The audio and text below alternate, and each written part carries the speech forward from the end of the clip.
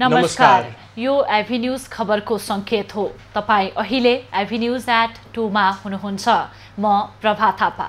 म विष्णु बसौला। प्रारम्भमा मूल खबर। वीरगञ्जमा कोरोना संक्रमणबाट थप 1 जनाको मृत्यु। चितवनमा पनि उपचारका क्रममा मृत्यु भएकी एक महिलामा संक्रमण पुष्टि।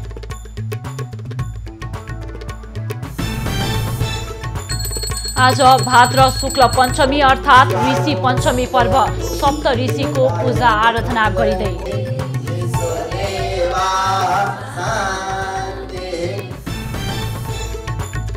विश्वभर कोरोना संक्रमणबाट 8 लाख बढीको मृत्यु। भारतमा एकै दिन 70,000 बढी संक्रमित थपिए।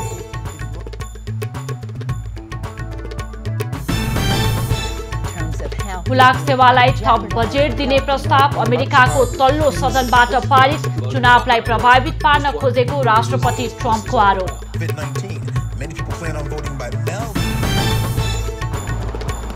र च्याम्पियन्स लिगको उपाधि भिडन्त आज राति 1:15 बजे बायर्न म्युनिख र PSG भिड्ने।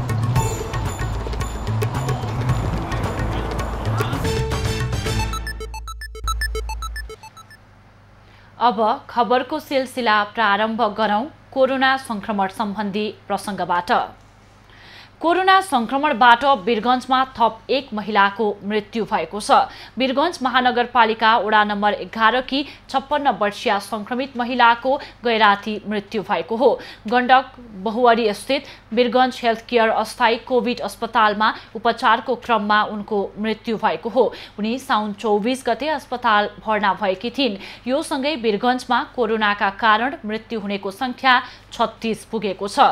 साउन यतामा मात्रै 32 जनाको मृत्यु भएको छ। वीरगञ्जमा अहिलेसम्म कोरोनाका कारण मृत्यु भएका 36 मध्ये पर्साका 28, बाराका 5 र रौतहटका 2 जना छन्।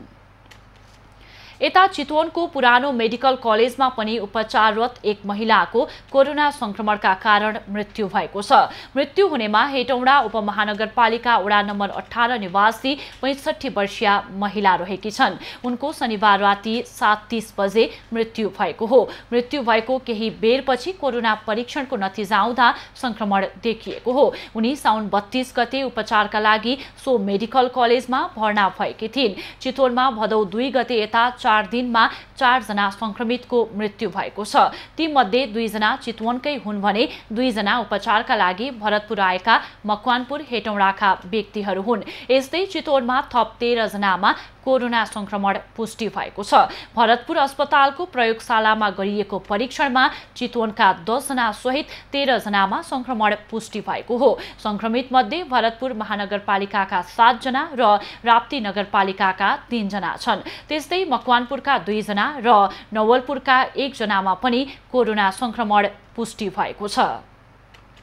पर्साको वीरगञ्ज स्थित नारायणी अस्पतालको प्रयोगशालामा गरिएको परीक्षणमा थप 156 जनामा कोरोना संक्रमण पुष्टि भएको छ। गै राति 320 जनाको स्वाबको नमुना परीक्षण गर्दा 34 महिला सहित 156 जनामा कोरोना पुष्टि भएको हो। संक्रमित मध्ये 9 जना बारा, 5 जना रौतहट र बाँकी सबै पर्सा जिल्लाका रहेका छन्। पर्साका स्वास्थ्य कर्मी, सुरक्षाकर्मी लगायत 142 जनामा संक्रमण पुष्टि भएको हो। नेशनल मेडिकल कलेजका 3 जना सहित 5 जना चिकित्सक पनि संक्रमित भएका छन्। वीरगञ्जको एक एफएममा कार्यरत 5 सञ्चारकर्मीमा पनि कोरोना पुष्टि भएको छ।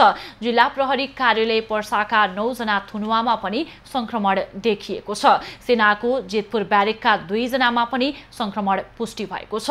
नेपाल फार्मास्युटिकल्सका 9 जना र हिमाल आइरन स्टिलका 3 जना कर्मचारीमा पनि संक्रमण पुष्टि भएको छ। त्यस्तै सुखा बन्दरगाहका 2 कर्मचारी पनि संक्रमित भएका छन्। वीरगञ्ज 14, पिप्रामा 16 जना र छपकैयामा 10 जना संक्रमित भएका छन्। पर्सागढीमा 4, बिन्दवासिनीमा 9 जनामा कोरोना पुष्टि भएको छ। 43 जनामा कन्ट्याक्ट ट्रेसिङको क्रममा पोजिटिभ पुष्टि भएको हो। नवलपरासीको पृथ्वीचन्द्र अस्पतालका 4 जना स्वास्थ्यकर्मी सहित 29 जनामा कोरोना भाइरस संक्रमण पुष्टि भएको छ। प्रादेशिक प्रयोगशाला भैरहवामा गरिएको स्वाब परीक्षणमा चिकित्सक सहितको रिपोर्ट पोजिटिभ आएको हो।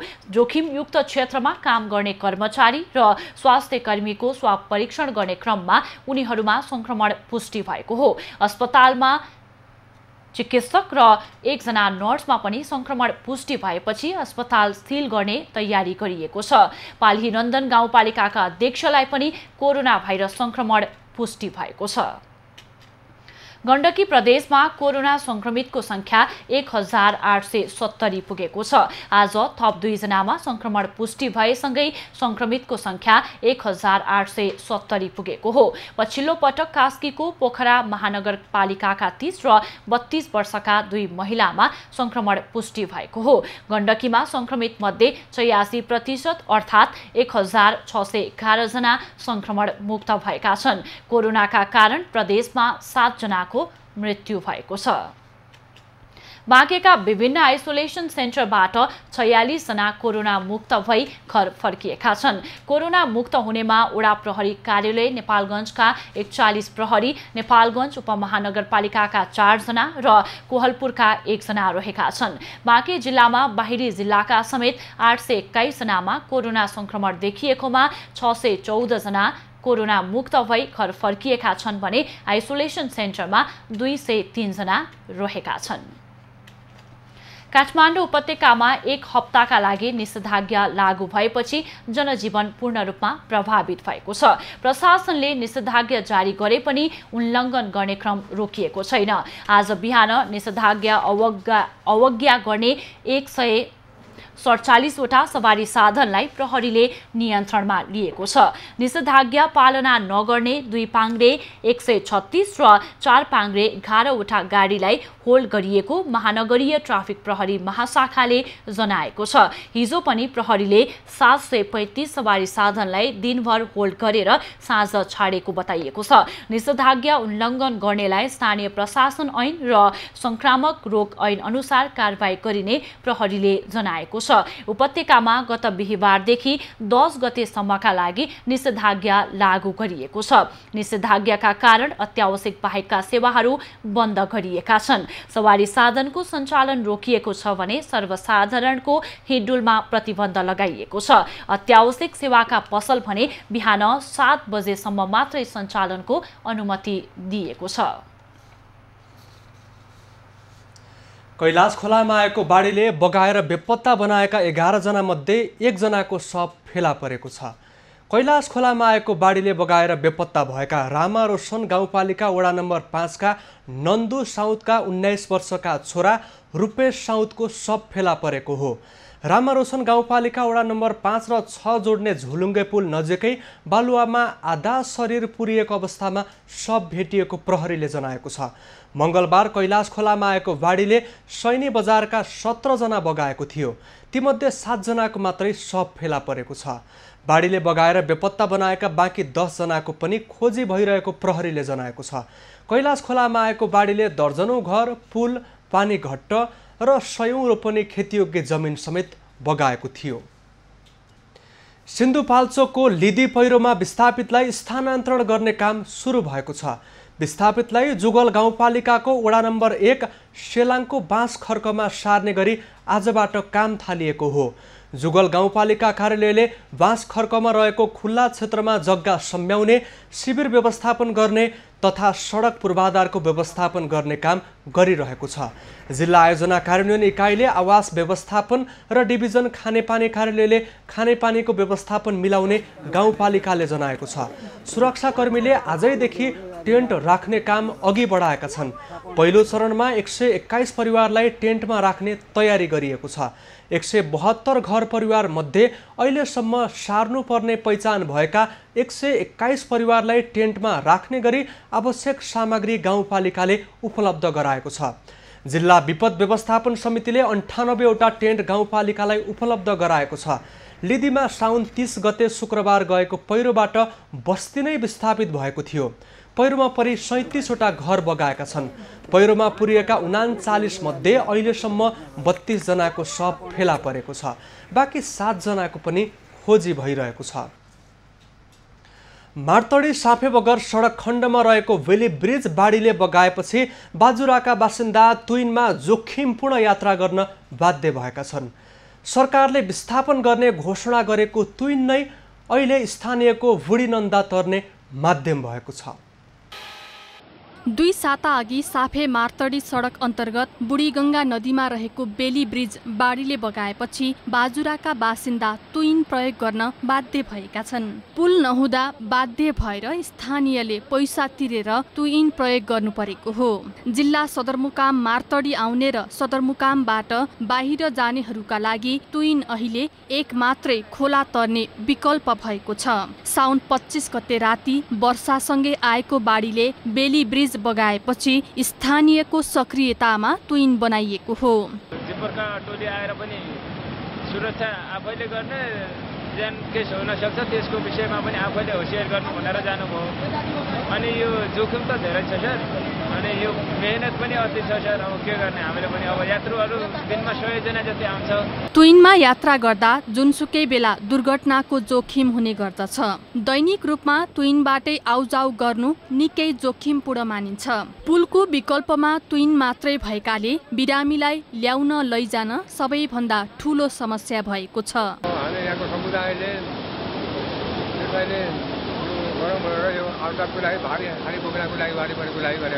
काम विशेषले सदरमुकाम आउने र सदरमुकामबाट बाहिरिनेहरू डराई तुइन चढ्ने गर्दछन्। डर भए पनि विकल्प नहुँदा जोखिमपूर्ण रूपमा हिँड्नु परेको उनीहरूको भनाइ छ। कति व्यक्ति कति रुपियाँ लिने गरेका छ? 50 रुपियाँमा एक ट्रिप। सरकारी निकायले पुल बाढीले बगाएपछि यातायात सुचारू गर्न चासो नदिएको स्थानीयको गुनासो छ। पुल बगेपछि स्थानीयले तयार गरेको तुइनबाट खोला वारपार गर्न प्रति व्यक्ति 50 रुपैयाँ शुल्क समेत तिर्नु परेको छ। तुइन सञ्चालक भने रहर नभई बाध्यताले जोखिम मोलेर मानिसहरूलाई ओहोर दोहोरको विकल्प तयार गरिदिएको बताउँछन्। असाध्यै जोखिम छ। यहाँका जनताहरूले एक दिनमा 100 जनाभन्दा बढी यात्रुहरू यो तुइनमा वारपार गर्ने गरेको छ। जोखिम हुँदाहुँदै पनि यहाँका मान्छेले आवाज जावत गर्नुपर्ने अवस्था आएको कारण उहाँहरूलाई निकै समस्या भएको छ। एबी न्युज खबरका लागि लक्ष्मीराज उपाध्याय, बाजुरा।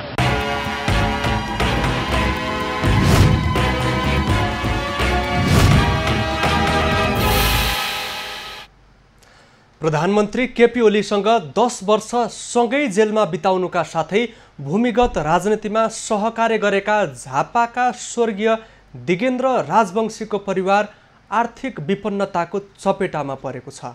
पार्टीले सहयोग नगरेको भन्दै पार्टी कार्यालयमै राजवंशीले आत्महत्या गरेपछि अहिले परिवारको अवस्था विचल्ली भएको छ। निरङ्कुश पञ्चायती व्यवस्था विरुद्ध जीवनको उर्वर समय समर्पित गरेका झापा गरामनीका दिगेन्द्र राजवंशीले केपी ओली प्रधानमन्त्री भएपछि आफ्ना इच्छा पूरा हुने अपेक्षा राखेका थिए। 2067 सालमा ओली पहिलो पटक प्रधानमन्त्री बनेपछि सानो छोरालाई जागिर दिलाउन भन्दै काठमाडौँ आए। नेताकोमा धाउँदा समेत आफ्नो इच्छा पूरा नहुने देखेपछि राजवंशीले बल्खु स्थित तत्कालीन नेकपा एमालेको पार्टी कार्यालयमै 2067 सालमा आत्महत्या गरे। केपी ओली र दिगेन्द्र राजवंशी चाहिँ उहाँहरू सँगै जेल बस्नुभयो? सँगै जेल बसेको। कति वर्ष बस्नुभयो? बस्नु त अब 10 वर्षै बसेको छ। 10 वर्ष बस्यो। जेलबाट निस्केपछि जेलको अब नखुबार निस्केको छ। जीवनभर घर परिवार त्यागेर स्वतन्त्रता र परिवारका लागि जेल नेल भोगेका श्रीमानले पार्टी कार्यालयमै आत्महत्या गरेपछि 1 दशकदेखि परिवार बेसहारा हुन पुगेको छ। श्रीमती प्रमिला राजवंशी लामो समयदेखि मुटुको समस्या भोग्दै आएकी छिन्। न त राजवंशी परिवारको घर छ न त कुनै पेसा नै। सकुन्जेल बाटोमा सागसब्जी बेचेरै बालबच्चा पाले पनि अहिले परिवारको अवस्था दयनीय बनेको छ। खाने स्थिति छैन, नेताहरू हेर्दैन, अनि के गर्नु? मैले अलिकति साग बेच्यो, खाने खायो, बस्यो, त्यस्तै त गरौँ मैले।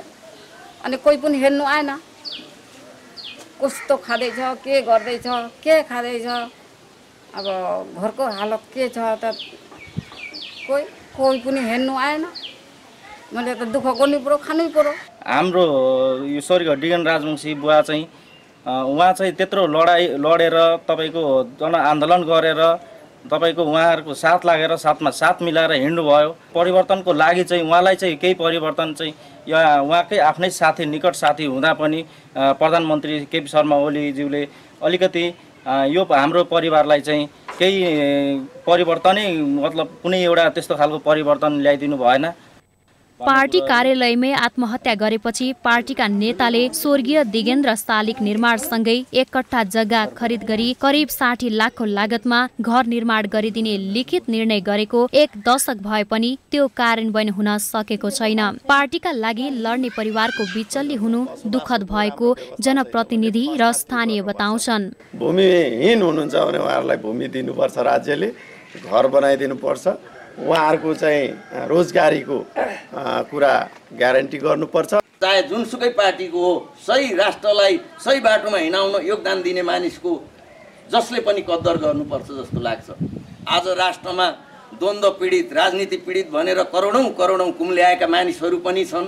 अहिले पनि श्रीमती प्रमिला त्यो निर्णयको माइन्युट खाता सिरानीमा राखेर दिन गन्दै कुरिरहेकी छिन्। राजवंशी जस्ता योद्धाहरूको पहिचान गरी उनीहरूको परिवारलाई राज्यले उचित सम्मान सहित घाँस बास स्वास्थ्य रोजगारको व्यवस्था गर्नुपर्ने जिल्लाका राजनीतिकहरूको पनि माग छ।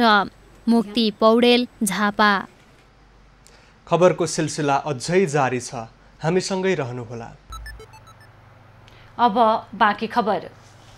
हरितालिका तीजको अन्तिम दिन नेपाली नारीले सप्तऋषिको पूजा आराधना गरी ऋषि पञ्चमी मनाउँदैछन्। तीजको व्रत एवं पूजा आराधना महिला पुरुष दुवैले गर्ने शास्त्रीय वचन रहे पनि ऋषि पञ्चमी कर्म भने महिलाले मात्र गर्नुपर्ने मान्यता छ। भाद्र शुक्ल पञ्चमीका दिनमा मनाइने ऋषि पञ्चमी पर्व वैदिक सनातन हिन्दू धर्मावलम्बी नारीहरूले आइतबार सप्तऋषिको पूजा गरी मनाउने परम्परा छ।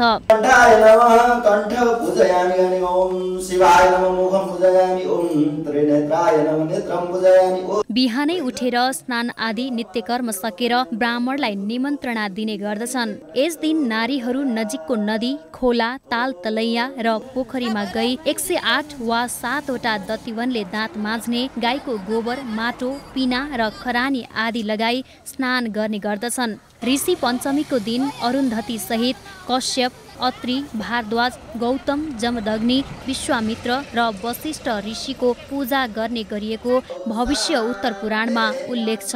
सप्त ऋषिको पूजा गर्नाले रजदोष नाश भई यस लोकमा समृद्धि र परलोकमा मुक्ति प्राप्त हुने धार्मिक विश्वास रहिआएको छ।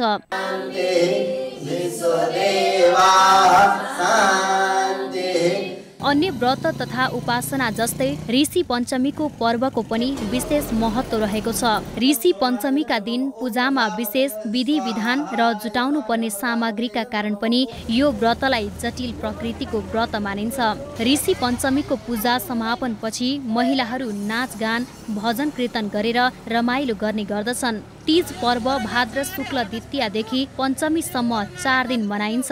ऋषि पञ्चमी पर्वपछि तीज समापन हुन्छ। राकेश डङ्गोल। सरकारवालाको व्यवस्थाका कारण पर्वत जिल्लाको प्रसिद्ध तीर्थस्थल मोदीबेडी धामको सम्पत्ति कति छ भन्ने यकिन हुन सकेको छैन। आधा दर्जन बृहत महायज्ञ सम्पन्न भइसकेको यस धामको सम्पत्ति कति छ, कुन अवस्थामा छ र कसरी भोग चलन हुँदै आएको छ भन्ने बारे धाम सञ्चालक नै बेखबर छन्। पर्वत, बागलुङ र स्याङ्जाका विभिन्न गाउँहरूमा मोदी बेडी तथा नरसिंह मन्दिरका नाममा गुठी जग्गा भएको भए पनि खोजी हुन नसकेको हो। वैशाख सङ्क्रान्तिदेखि विभिन्न पर्वहरूमा मेला महोत्सव लाग्ने यस तीर्थस्थलमा समय समयमा महायज्ञ पनि आयोजना हुने गर्दछन्। आधा दर्जन बृहत्तर महायज्ञ सम्पन्न भइसकेको यस धामको सम्पत्ति कति छ, कुन अवस्थामा रहेको छ र कसरी भोग चलन हुँदै आएको छ भन्ने बारे धाम सञ्चालक नै बेखबर छन्। यो मन्दिरको सम्पत्ति धेरै छ, अचल सम्पत्ति भन्ने कुरो बुझिन्छ, तर पनि यो कसले कहाँ कति खाएको छ, कति उ गरेको छ, अब कति भोग गरेको छ, कति नरसिंहलाई दिन्छन्, कति यहाँ चाहिँ भर्छन्, उनीहरूले कसरी खाएका छन् भन्ने कुरो हामीले त्यति थाहा छैन। गेलिया पनि छ, नहरा पनि छ, ठाउँ ठाउँमा छन्, तर पनि यो सबै डाटाहरू देखेको छैन, देखा परेको छैन। विगतका सञ्चालकहरूले धामको सम्पत्ति संरक्षण गर्दै आएको भए पनि पछिल्ला मन्दिर व्यवस्थापकहरूले अध्यावधिक नगराउँदा गुठीका जग्गामा अतिक्रमण बढेको हो। सदरमुकाम कुस्पामा विभिन्न ओडा र फलेवासका विभिन्न स्थान तथा स्याङ्जाका विभिन्न ठाउँहरूमा मोदी बेडी धामको गुठी रहेको भए पनि पछिल्ला सञ्चालकहरूले खोजी नगरेको पूर्व सञ्चालकहरूको आरोप छ। अथाह सम्पत्ति पनि छ, यसको सदुपयोग हुन सकेको छ। यता सञ्चालकका अनुसार जम्मा 250 रोपनीको मात्र धामको अभिलेखमा रहेको छ। 100 मुरी धान वार्षिक रूपमा मन्दिरले प्राप्त गर्ने गरेको छ। जग्गा जमिन छ, प्रशस्त छ, तर त्यो चाहिँ यथावत छ, तर आमदामी भनेको चाहिँ त्यसको धानहरू हो र त्यो अहिले चाहिँ अब पहिला चाहिँ ठेक हुन्थ्यो भने अहिले धेरै जसो मान्छेले अधिया कमाएका छन्। अब त्यो जति पहिलाको जति आउँथ्यो त्यो चाहिँ अलिकति कम छ, कोही ठाउँमा बाटाले खाएको छ, कोही ठाउँमा भत्केको छ, त्यसैले चाहिँ त्यो हो। तर चाहिँ त्यस्तो किसिमको अरू त्यस्तो जग्गाहरू अनियमित भएको अवस्था छैन। विभिन्न कारणले पछिल्ला वर्षहरूमा जिल्लामा रहेका धामका गुठीहरू संरक्षित हुन सकेका छैनन्। जिल्ला सदरमुकाममा शिवालय गुठी, नारायण स्थान गुठीहरू रहेका छन्। स्थानीय सरकार सञ्चालन भइरहेको 4थो वर्ष पुरा भए पनि गुठीको विवरण स्थानीय सरकारसँग पनि छैन। महेन्द्र जीसी, पर्वत। वर्षेनी खडेरीका कारण पाँचथर, तेह्रथुम र धनकुटा जिल्लाका किसानलाई मकैको बिउ पाउन समेत धौधौ पर्दथ्यो। खडेरी र फौजी किराको प्रकोपले खाद्य सङ्कट समेत उत्पन्न हुने गर्दथ्यो। तर यस वर्ष मौसम अनुकूल भएर मकै उत्पादन राम्रो भएपछि किसान उत्साहित बनेका छन्। आर्थिक वर्ष 2075-76 सालको खडेरीले पाँचथर, तेह्रथुम र धनकुटा जिल्लाका 3483 घरधुरी प्रभावित भएका थिए। किसानले लगाएको बाली खडेरीले नष्ट भएपछि खाद्य सङ्कट बढेको थियो। खडेरी प्रभावित क्षेत्रमा खाद्यान्न सङ्कट टार्न स्थानीय सरकार र प्रदेश सरकारले 1,88,40,000 राहत वितरण गरेको थियो। तर यो वर्ष निरन्तर वर्षा भएसँगै सुक्खा क्षेत्रमा मकै उत्पादन राम्रो भएपछि किसानहरू उत्साहित भएका छन्। सालमा त के भएन, मकै सुक्खा सर्ती थियो, के भएन। अहिलेको साल त मकै नि फल्यो, सबै कोदो मकै सबै फल्ने जस्तै छ, राम्रै छ। अहिले त 100% नै फल्या हो, तर अलिकति अब जनहरूको कमले गर्दा मान्छेले अलिक थोरै खेती गरेका छन्। छरेर एक खेपमै गरियो भए त मकै त साह्रै धेरै फल्थ्यो, 3-4 वर्षलाई फल्ने थियो। अहिले चाहिँ कति वर्षलाई पुग्छ अब यो मकै? 2 वर्षलाई चाहिँ पुग्छ मेरो चाहिँ, अरू त्यही अनुसार खेती गर्नेको त्यही अनुसार। पाँचथर जिल्लाको सुक्खा क्षेत्र कुम्याक र तुम्बेवा गाउँपालिका, तेह्रथुम, 18 राई, 6 थर र धनकुटा जिल्लाको 24 गाउँपालिकामा विगत वर्षहरूमा चरम खडेरीले किसानको अवस्था दयनीय बनेको थियो। तर यो वर्ष मकै उत्पादन राम्रो भएपछि किसानहरू खुसी भएका हुन्। गत वर्ष खडेरीले मकैको बिउ जोगाउन नपाएको पाँचथरको तुम्बेवा गाउँपालिकाका 2200 किसानलाई 11 लाख बढी रकमको मकैको बिउ अनुदानमा वितरण गरिएको थियो। नम्बरका अधिकांश जनताले आशाहरू भरोसा गरेको खानेपानीको यही एउटा आधार हो, आधार स्तम्भको रूपमा रहेको आयोजना चाहिँ अलिकति बीचमा काम यसको प्रभावकारिता नदेखिँदाखेरि जनतामा निराशा पैदा भएको अवस्था छ र यसलाई चाहिँ हामीले अब सकेसम्म हामीले माथिल्लो निकाय सबैसँग समन्वय गरेर यसलाई चाँडोभन्दा चाँडो काम स्टार्ट गरेर चाहिँ जनतालाई एउटा आशातीत बनाउनको लागि लाग्नुपर्ने आवश्यकता रहेको छ।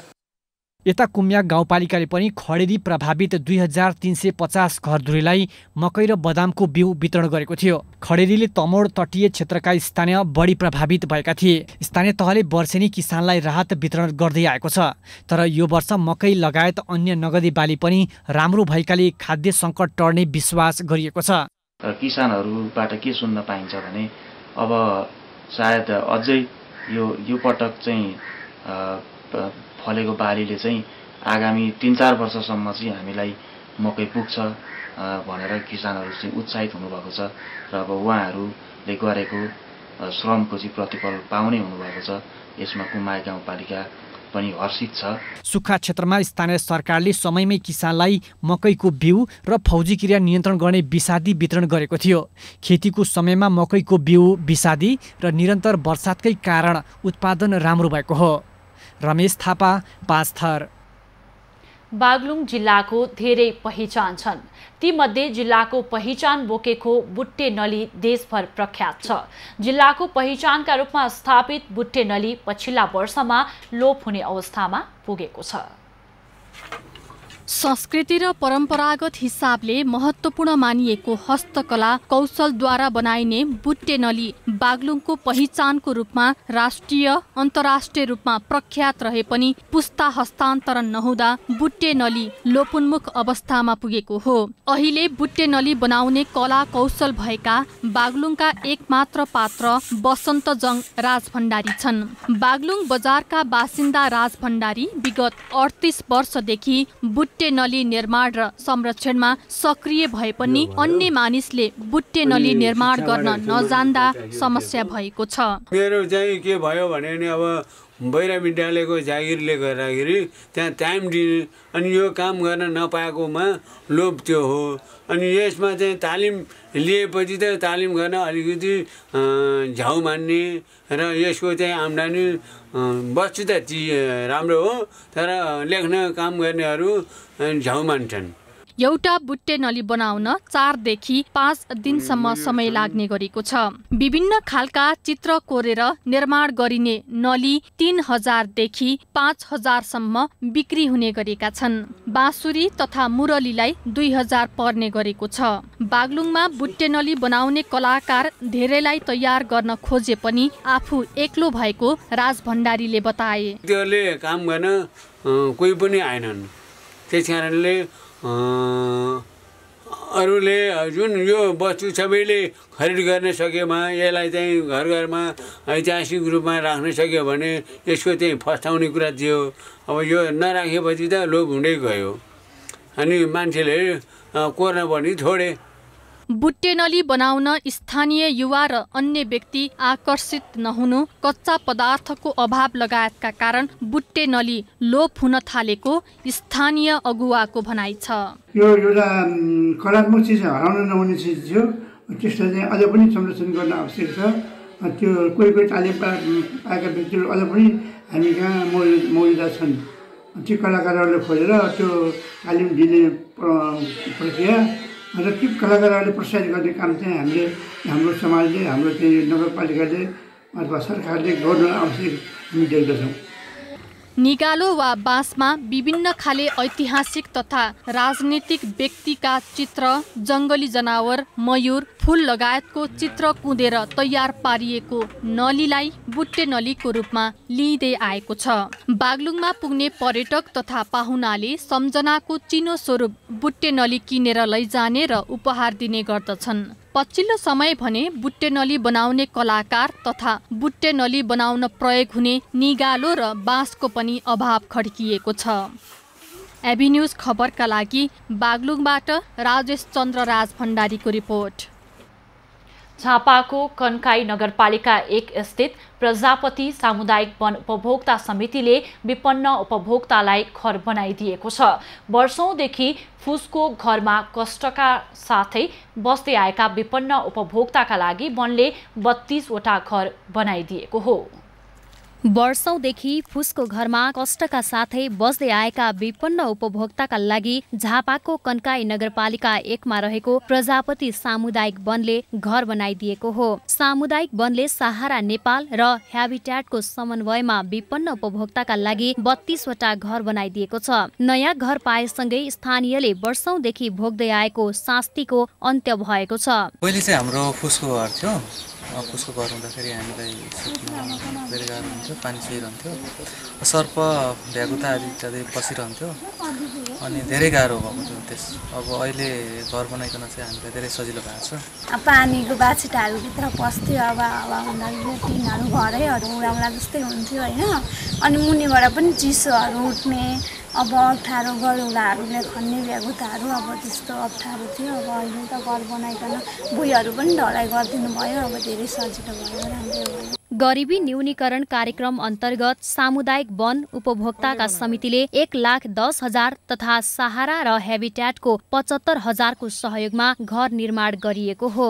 साथै वनले 15 जना उपभोक्तालाई स्वास्थ्य बीमा समेत गरिदिएको जनाइएको छ। सामुदायिक वनले विपन्न उपभोक्तालाई 35% रकम अनिवार्य खर्च गर्नुपर्ने प्रावधान ऐनमा रहेको छ। यो राज्यले चाहिँ तपाईको चाहिँ एउटा संविधानमा व्यवस्था भएको घाँसपास कपासको योजना अन्तर्गत र हाम्रो गरिब न्यूनीकरण तथा चाहिँ सामाजिक विकासको चाहिँ तपाईँको अवधारणा अनुरूप हामीले चाहिँ सहारा नेपाल तथा हेबिटेट नेपालसँगको साझेदारी र समूहको साझेदारीमा 32वटा घर जम्मा बनाइसक्यौँ हामीले 2 वर्षमा। पूर्व 10वटा थियो, यसपालि तपाईँको 22वटा घर र 32वटा घर चाहिँ तपाईँको निर्माण गरी हस्तान्तरण गरिसकेका छौँ। 418 हेक्टर क्षेत्रफलमा फैलिएको वनमा करिब 620 घरधुरी उपभोक्ताका रहेका छन्। प्रजापति वनले आफ्ना विपन्न उपभोक्ताका लागि सामाजिक उत्तरदायित्व अन्तर्गत गरेको यो प्रशंसनीय कार्यको जिल्लामा रहेका अन्य सामुदायिक वनले अनुसरण गर्न आवश्यक छ। सन्तोष नेउपाने, झापा। चितवन प्रहरीले खाद्यान्न बाहेकका ट्रकलाई मुङ्लिन हुँदै काठमाडौँ प्रवेशमा रोक लगाएको छ। निषेधाज्ञा जारी भएको भन्दै प्रहरीले खाद्यान्न बाहेकका सबै ट्रकलाई मुङ्लिनमै रोकेको हो। केही दिनदेखि चितवनको मुगलिनमा ट्रकको लामो लाइन लागेको छ। प्रशासनले खाद्यान्न बाहेकका ट्रकलाई उपत्यका प्रवेशमा रोक लगाएपछि ट्रकहरू मुगलिनमै रोकिएका हुन्। निर्माण सामग्री पाइन्छ, खाद्यान्न सामान पाइन्छ भनेर ट्रक व्यवसाय सबै हिँडिरहेको छ। अब हामी पनि हिँड्यो। अब अहिले एकैचोटि आएर बन्द भयो, थाहै भएन।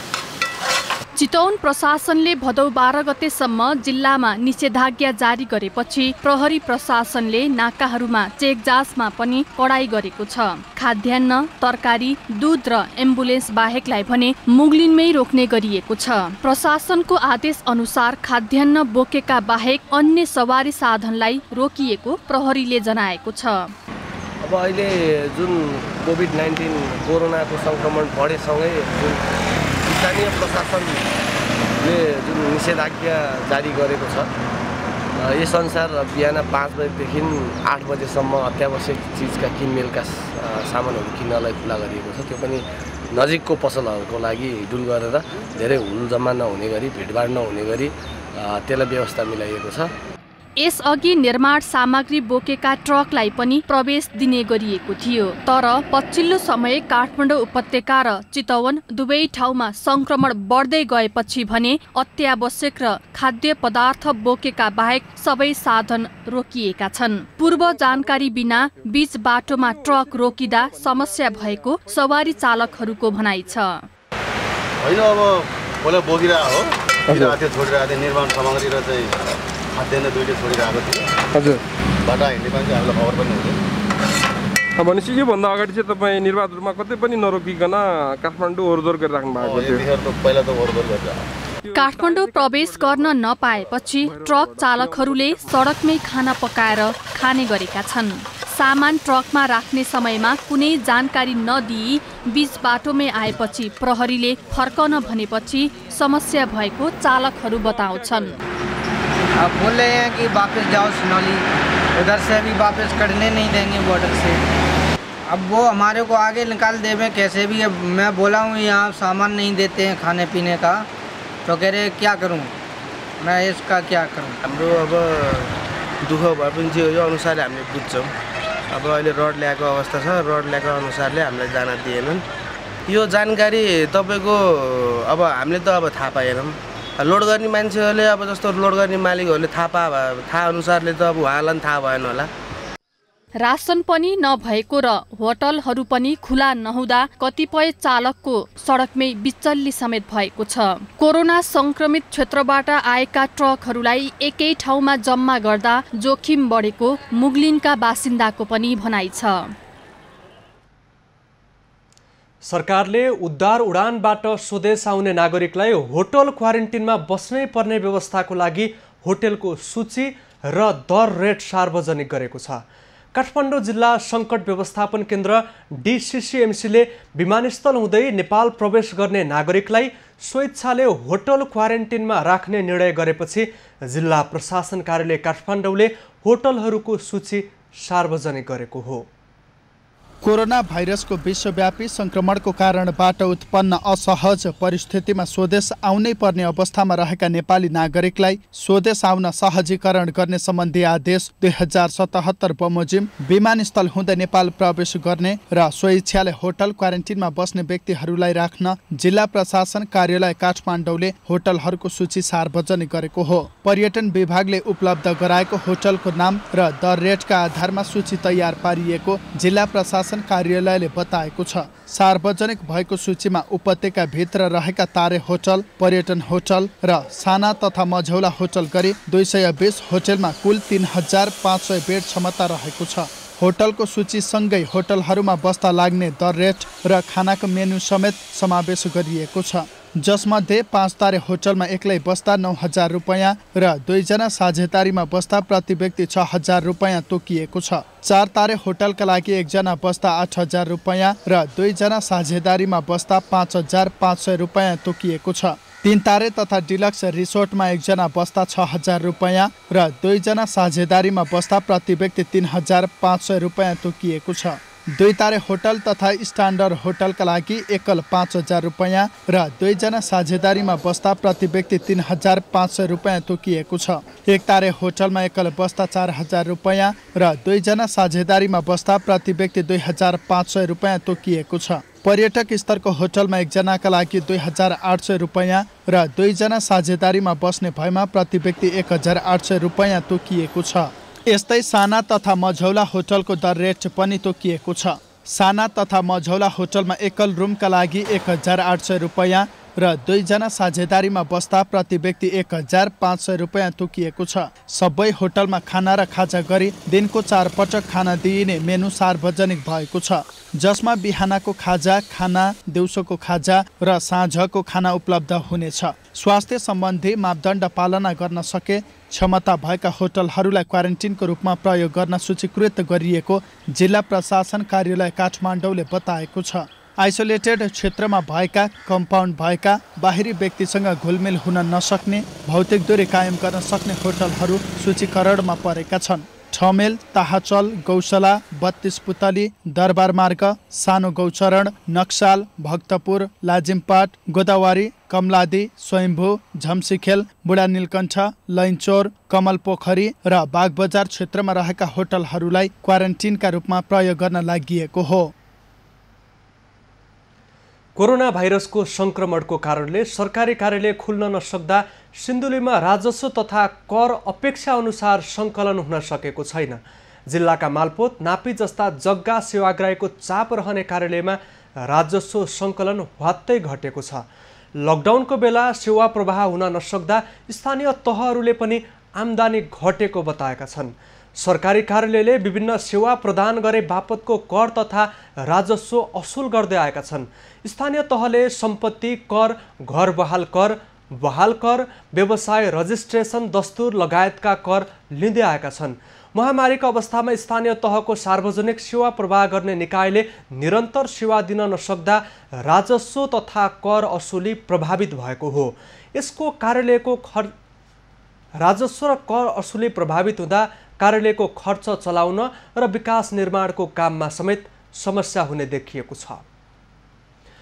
गत असार 27 गते 138 घर विस्थापित बनाएको सङ्खुवासभाको सिलिचोङ गाउँपालिका 1 बेसिन्दा पहिरोका पीडितले स्थायी पुनर्वासको लागि माग गर्न थालेका छन्।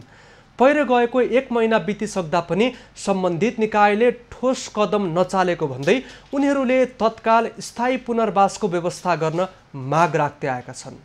बेसिन्दा पहिरोमा 1 मृतक सहित 9 घरका 11 जना बेपत्ता भएको पनि 1 महिना बितिसकेको छ। उक्त पहिरोका कारण 106 घर पूर्ण रूपमा विस्थापित छन्। सिलिचोङ गाउँपालिकाको उच्च स्तरीय समितिका अनुसार पूर्ण विस्थापित सहित पहिरोको उच्च जोखिममा रहेका 138 घर परिवार रहेका छन्। तर विस्थापितलाई पुनर्स्थापनाका लागि बनेको उच्च स्तरीय समितिले हालसम्म पनि अस्थायी बसोबासको समेत व्यवस्थापन गर्न सकिरहेको छैन। बुधबारेमा 29 र चित्रेमा रहेको 64 घर परिवार बाहेककालाई अस्थायी बसोबासको विकल्प समेत भइसकेको छैन। विगतदेखि नै सिसुवामा यो समस्या आउँदै गरेको, मानवीय क्षति अहिले जस्तो भएको थिएन हैन, एक दुईजना भइरहेको थियो हैन ठाउँ ठाउँ, तर अहिले ठुलो क्षति मानवीय क्षति भएको छ। अब अझ ठुलो क्षति हुने सम्भावना छ, प्रबल सम्भावना छ। यता पीडितहरू भने स्थायी पुनर्वासको माग गरिरहेका छन्। अस्थायी तहहरूमा तत्कालका लागि व्यवस्थापन गरिए पनि पीडितहरूका लागि दिगो समस्या समाधान नहुने उनीहरूको भनाइ छ।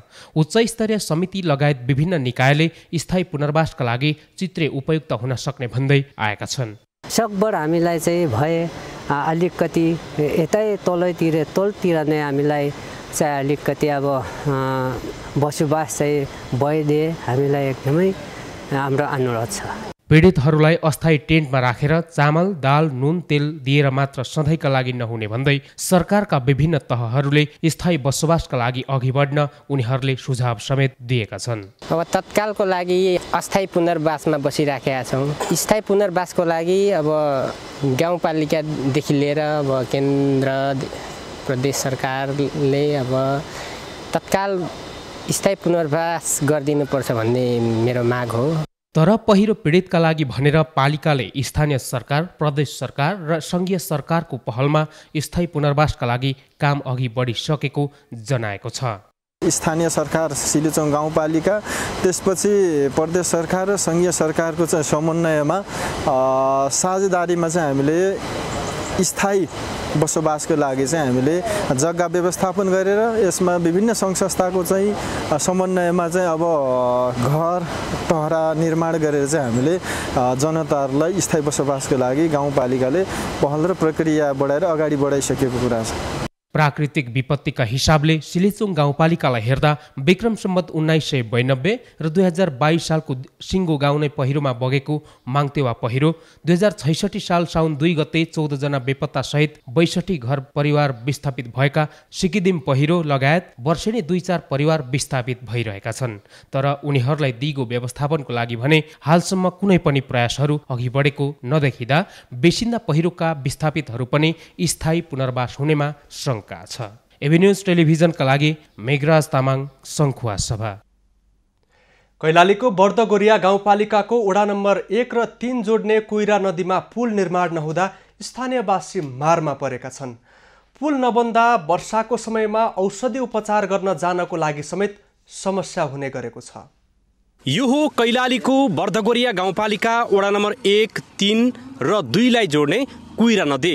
यसले गर्दा यहाँका जनता निकै शास्ति भोग्न बाध्य छन्। कैलालीको बर्दगोरिया गाउँपालिकाका 3 वडा भएर बग्ने कुइरा नदीमा पुल नहुँदा त्यहाँका जनता निकै समस्यामा परेका छन्। अहिलेसम्मका प्रत्येक निर्वाचनका घोषणा पत्रमा अटाएको पुल वास्तविक विकासमा नअटाउँदा त्यहाँका जनता निकै समस्यामा परेका हुन्। बर्दगोरिया गाउँपालिकाको वडा नम्बर 3 र मोहन्याल गाउँपालिकाका केही वडाका जनताहरूको शिक्षा, स्वास्थ्य उपचार र अत्यावश्यक सामग्री खरिदका लागि प्रमुख केन्द्र भनेको वडा नम्बर 1 अन्तर्गत पर्ने बौनिया बजार हो। बौनिया बजार आउँदा होस् या जाँदा होस् कुइरा नदीलाई तर्नुको अर्को विकल्प छैन। वर्षा भएको दिन जस्तो सुकै रोग व्यथा लागे पनि त्यहाँका जनता नदीका कारण एउटा सिटामोल समेत खान पाउँदैनन्। हामीले यस्ता नदीहरू धेरै तरै आउनुपर्छ र यो वर्षातको समयमा अब यो नदीहरू अब एक्कासी बाढ आउँदाखेरि हामीहरू यहाँ बौनिया बजार जाँदा अथवा हस्पिटल जाँदा सुत्केरी भयो, बिरामीहरू त्यस्ताहरूलाई हामीले हस्पिटल समयमै पुर्याउन सकेका छैनौं। गत साउन महिनामा वडा नम्बर 3 रानीकुण्टाकी एक महिलालाई सुत्केरी बेथाले च्याप्यो। उनलाई अस्पतालसम्म लैजान जसोतसो नदी किनारासम्म पुर्याइए पनि उर्लिएर आएको नदीका कारण त्यही राख्न पर्यो। रातभरि नदी किनारामै राखिएकी महिलालाई बिहानतिर नदीको बहाव कम भएपछि सशस्त्र प्रहरी र स्थानीय युवाहरूले खाटमाथि राखेर नदी तराए र ज्यान जोगियो। यो एक प्रतिनिधि उदाहरण मात्र हो। त्यस क्षेत्रका जनताले यो भन्दा ठूलो संकटको सामना गर्नु परेको छ। हाम्रो दैनिक उपभोग्य सामानहरू ल्याउनका लागि पनि बजारसम्म आउनु पर्ने हुन्छ, कलेजहरूको लागि बजारसम्म आउनु पर्ने हुन्छ। प्रत्येक साल चाहिँ 1 जना 2 जना मान्छेहरूले चाहिँ यहाँ चाहिँ यो नदीमा बलिदान दिनुपर्ने परिरहेछ, मान्छेको ज्यान गयो। सेती लोकमार्ग निर्माणका लागि दबाब दिन गरिने मेला महोत्सवमा जनताहरूले मन्त्रीसम्मका नेताहरूलाई ज्ञापन पत्र दिँदै आएका छन्, तर अहिलेसम्म सेती लोकमार्ग निर्माणको नाममा सिमको समेत भाँचिएको छैन। तत्कालका लागि पक्की पुल नभए पनि झोलङ्गे पुल निर्माण गर्न स्थानीयले सरकारसँग आग्रह गरेका छन्। यहाँको स्थानीय निकाय लगायत केन्द्रीय सरकारले किन हेरेन? सेती लोकमार्ग पहिचान महोत्सव भनेर महोत्सवहरू पनि धेरै पटक लाग्यो, धेरै पटक यसको कुरा आवाजहरू आयो। यहाँ कसैको कुनै सुनवाई भएको छैन। अहिले ठुलो पुल लाउन सम्भव नभए पनि सामान्यतया झुलङ्गे पुल भइदिए पनि हामीलाई सहज हुन्थ्यो। जनतालाई भुल्याउने काम मात्र भइरहेको जस्तो लागिरहेछ मलाई लाग्छ यो सालको बजेटमा पनि पर्नु पर्थ्यो, रातो किताबमा पर्नु पर्थ्यो, तर यो साल पनि परेन, सेती लोकमार्ग नै परेन। जितेर गएका सांसदहरू माननीयहरू जनप्रतिनिधिहरू पनि 3-3 वर्षसम्म पनि के हेरेर बसिरहेका छन्। सुगम जिल्लाका दुर्गम पीडाहरूको यथाशीघ्र पहल गरी समाधान गर्नु अहिलेको आवश्यकता हो। विभिन्न बहानामा पन्छिनु भन्दा पनि प्रत्यक्ष जनताको आधारभूत आवश्यकतासँग जोडिएका सूचकहरूलाई पूरा गर्न सके मात्र सुखी नेपाली समृद्ध नेपालको नाराले सार्थकता पाउनेछ। एबी न्यूज खबरका लागि मंगल बास्कोटे, कैलाली। खबरको सिलसिला अझै जारी छ, हामीसँगै रहनुहोला।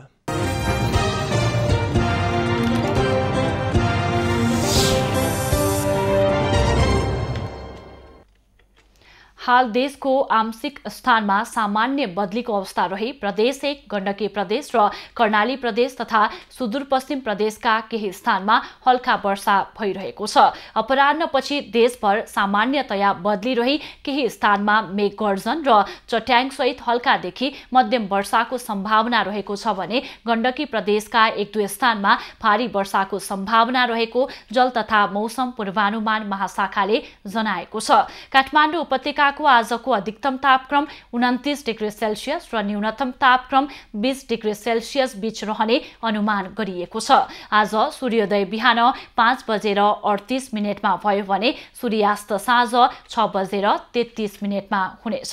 आज देशभरको मौसम कस्तो रहला त? हेरौं देशका विभिन्न स्थानको अनुमानित मौसमी अवस्था।